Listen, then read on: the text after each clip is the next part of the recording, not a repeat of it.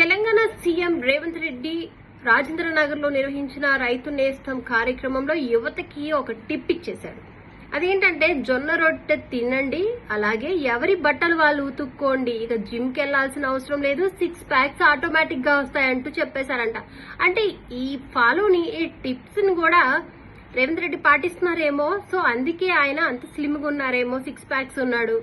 So CM గా ఉండి యువతకి మంచి టిప్స్ ఇవ్వడం మాత్రం ఇప్పుడు చాలా బాగా పాపులర్ అయిపోయింది. రేవంత్ రెడ్డి గారు ఏదైతే తను ఫాలో అవుతున్నారో అదే చెప్పారనుకోండి నెటిజన్స్ అంటున్నారు. సో మొత్తానికి రైతు నేస్తం కార్యక్రమంలో ఆయన చేసిన ఈ కామెంట్స్ అనేది మాత్రం అందరినీ చాలా హ్యాపీగా ఉంచాయి.